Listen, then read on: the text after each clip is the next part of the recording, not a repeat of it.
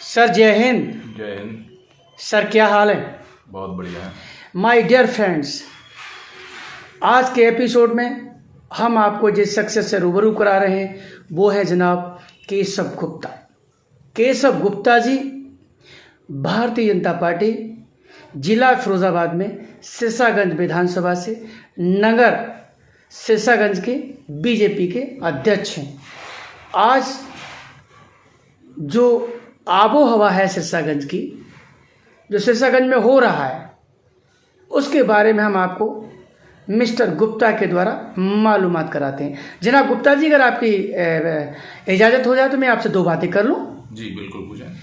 गुप्ता जी मुझे ये बताइएगा कि सिरसागंज के अंदर एक अराव रोड आता है जी, और अराव रोड के अंदर जो बुलडोजर गर्जा है, उसकी गर्ज से, उसकी हनक से लोग रो तो रहे हैं लेकिन उनके आंसू नहीं आ रहे और रो रहे हैं।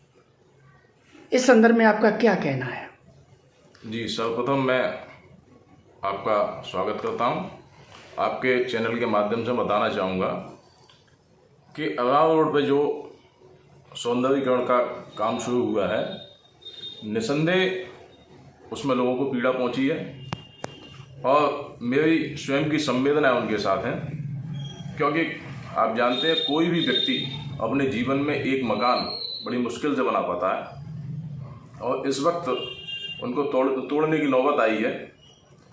लेकिन ये सब शासन का एक प्रोजेक्ट है और शासन ने जब सौंदर्यीकरण की योजना बनाई है तो उसके भविष्य को देखते हुए बनाई होगी। निश्चित रूप से मैं कह सकता हूँ कि आज जो कष्ट है उस पर आने वाले 7-8 साल में मरहम लगेगा और यही लोग जो आज पीड़ित हैं उन्हें आगे चल के बहुत अच्छा लगेगा कि वो एक ऐसी रोड पर रहते हैं जो सिरसागंज में जानी जाती है। भारतीय जनता पार्टी के लोग ये कहते हैं कि मुफ्त की रेवड़ी केजरीवाल बांटते हैं। सुप्रीम कोर्ट ने भी संज्ञान लिया। भारतीय जनता पार्टी जब लैपटॉप बांटे या अनाज बांटे तो वो लोकहित में है, जनहित में है, और केजरीवाल बांटे तो मुफ्त की रेवड़ी। ऐसा क्यों? दोनों में जमीन आसमान का अंतर है। केजरीवाल जी ने जो बांटा है वो निसंदेह और पूरे तरीके से मुफ्त है, जबकि हमारी सरकारों ने जो काम किया है वो आम आदमी की जो रोज़मर्रा की आवश्यकता हैं उनको छुआ है। जैसे उदाहरण के लिए मैं कह सकता हूँ कि देश आज़ादी के बाद से कभी भी किसी सरकार ने एक छोटी सी योजना थी जिसके बारे में कभी नहीं सोचा, शौचालय, जिसे आज के टाइम में मैं कहूँ एक सम्मान योजना है। आपने देखा होगा कि आज से 10 साल पहले गांव में सबसे ज़्यादा घटनाएं इसी बात पे होती थी कि रात में महिलाएं शौच के लिए गईं और उनके साथ घटना हो गई, या घर में कोई महिला को रात में शौच आया और रात में उसे जाना पड़ा तो उसके साथ अनायास घटना हो गई। लेकिन केजरीवाल जी जो काम कर रहे हैं उसमें इसमें इसलिए अंतर है कि माननीय प्रधानमंत्री जी ने और प्रदेश के मुख्यमंत्री जी ने व्यक्ति को सुविधा देने का काम किया है। उसे हराम में नहीं बांटा है, फ्री में नहीं बांटा है। उन्होंने जो सुविधा दी है उससे लोगों का जीवन यापन का स्तर बढ़ा है, उन्हें सम्मान मिला है। श्रीमान जी, शिवा राठौर को तीखे सवालों के लिए जाना जाता है। एक बात बताइए, जब चुनाव चल रहा था तो केंद्र सरकार का, प्रदेश सरकार का, दोनों का राशन मिल रहा था। जब चुनाव निकल गया तो प्रदेश सरकार का राशन बंद हो गया। तो ये ऐसा नहीं लग रहा है कि लोगों के साथ लोग अपने आप को ठगा सा महसूस नहीं कर रहे? नहीं, मुझे नहीं लगता है ऐसा। आप कह सकते हैं लेकिन मैं इस बात को नहीं कह सकता, ना मुझे लगता है ऐसा। क्यों? क्योंकि योजनाएं लोकहित के लिए लाई गई हैं, चुनाव के टाइम पे लाई जाती हैं, और चुनाव के टाइम पे भी आई थी। आज भी अनाज बटी रहा है, बंद तो हुआ नहीं। वो अलग बात है कि उस वक्त आप कह रहे हैं कि बढ़ाया था, ठीक है, लेकिन हमने कोई बंद नहीं किया। हमने ऐसा नहीं किया इलेक्शन आया, हमने वोट लिया, उसके बाद योजना बंद कर दी। योजना आज तक बंद नहीं है, धरातल पर चल रही है। अब जिन घटनाओं की आप बात कर रहे थे जो अभी आपने बताया है, मैं समझता हूँ कि आप मैनपुरी को उठा लीजिएगा, फिरोजाबाद को उठा लीजिएगा, घटनाएं तो बराबर हो रही हैं, लेकिन उनमें बहुत बड़ा अंतर आया है, एकदम से गिरावट आई है। जहाँ हफ्ते में, आप तो पत्रकार हैं, आपने स्वयं देखा होगा कि हफ्ते में अखबार रंगे पड़े रहते थे, प्रिंट मीडिया छपा रहता था। आज घटनाएं यदा कदा आती हैं। घटनाओं को 100% नहीं रोका जा सकता। अगर किसी ने सोच लिया है कि मुझे ये गलत काम करना है या मुझे इस तरीके से क्राइम करना है, तो उसे रोक पाना निसंदेह बहुत मुश्किल होता है। लेकिन जो जरा जरा से लड़के जरा जरा सी बातों पर घटनाएं करते थे, उन सब में एक बहुत बड़ा ब्रेक आया है। ये आपने भी महसूस किया होगा, आम जनमानस ने महसूस किया है। और इसी वजह से आपने देखा 2014 में भाजपा कहाँ थी और आज भाजपा का ग्राफ कहाँ पे है। अभी जो दौरा हुआ है डिप्टी सीएम साहब का, बेड का जो आपका जो स्वास्थ्य जो केंद्र है उसको 100 बेड का जो कराने के लिए और ट्रॉमा सेंटर की जो मांग करने के लिए, तो आराम में प्रस्ताव दिया गया था का फिरोजाबाद दिया गया था? वो सर्किट हाउस पे दिया गया था। सर्किट हाउस पे दिया गया था।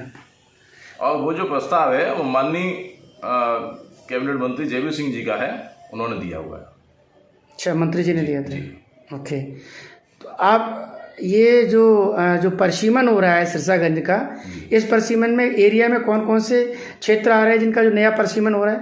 अभी परसीमन के बारे में बहुत ज़्यादा स्थिति स्पष्ट नहीं है, इसलिए मैं उस पर नहीं बोलना चाहूँगा, क्योंकि जब तक स्थिति स्पष्ट न हो तब तक बोलना कई बार अच्छा नहीं रहता। कोरोरा रोड के अलावा भी हम वो क्या बोलते हैं, अराव रोड के अलावा कौन कौन से और रोड हैं जिन पे बुलडोजर गजेगा? अभी केवल अराव रोड पर काम चल रहा है। जब योजना बनेगी, योजना में आएंगे, तब कोई बात कह पाएंगे। और जहां आपने बोला है कि बुलडोजर गरजा है, बुलडोजर केवल सरकार की बनाई हुई बिल्डिंगों पर गरजा है। आम जनमानस के द्वारा बनाई हुई किसी भी बिल्डिंग पर बुलडोजर ने अपना काम नहीं किया है। जैसे आपने देखा होगा कि 1984-85 में दुर्बल आय वर्ग के लिए दुकानें बनी थी SC ST के लिए, वो बिल्कुल नाले के ऊपर बना रखी थी, उन पर बुलडोजर चला है। उसके अलावा नगर पालिका ने 10 साल पहले और दुकानें बनाई थी, उन पर बुलडोजर चला है। आम आदमी की किसी भी बिल्डिंग पर बुलडोजर नहीं चला है।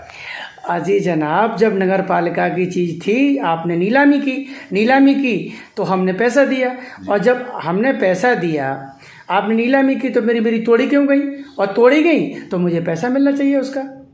अब यही बात आती है कि कई बार योजनाएं बन जाती हैं, लेकिन अधिकारी उसका भविष्य नहीं देखते। उनने योजनाएं बना दी, जल्दबाजी में उनने सब काम कर लिए।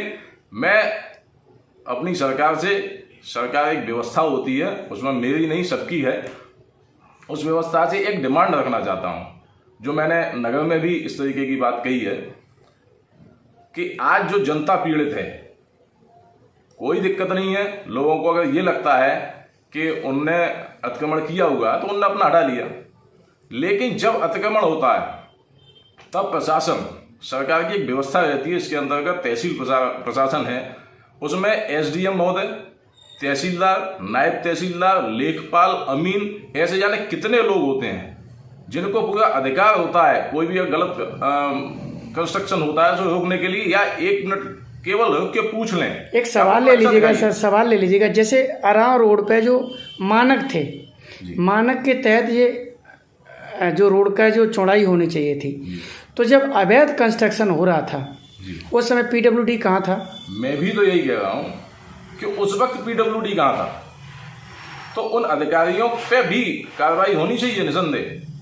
ऐसा नहीं कि मैं इसी गवर्नमेंट से कह रहा हूँ, कोई भी गवर्नमेंट हो, मेरी ये डिमांड है कि जो पब्लिक पीड़ित होती है, उस पीड़ित पब्लिक के साथ में उन अधिकारियों को जो जिम्मेदार होते हैं उस वक्त के, उन पर कार्रवाई की जानी चाहिए, जिससे आगे से ये घटनाओं पे रोक लगे और इनकी पुनरावृत्ति न हो पाए। प्राधिकरण ने नक्शा कैसे पास कर दिया जब PWD की जगह थी? तो लोगों ने तो नक्शे भी पास करवाए हैं, मकान बनाए। अब यही कई चीजें उलझे हुए पेश हैं। मेरे सवाल हैं साहब। बिल्कुल, ये कई उलझे हुए पेश और तीखे सवालों के लिए जाना जाता है शिवा राठौर को। बिल्कुल, मैं भी जानता हूँ इस बात को, और मैं निसंदेह कह रहा हूँ, लोगों को कहने में चाहे जब PWD की जगह थी तो प्राधिकरण ने सर्टिफिकेट कैसे दे दिया?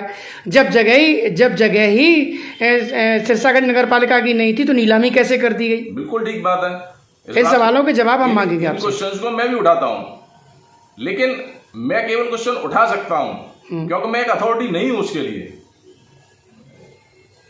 अथॉरिटी तो सरकार है, सरकार को चाहिए कि आगे से ऐसे अधिकारियों पर शिकंजा कसा जाए। बल्कि मैं तो मांग करूंगा इस बात की कि उस वक्त के तहसील प्रशासन में जितने भी लोग थे उन सबके पेंशन रोकी जाए, उनके जो भी भत्ते उन्हें मिलते हो वो सब रोक के, और उनसे इन पीड़ित लोगों को कंपनसेट किया जाना चाहिए।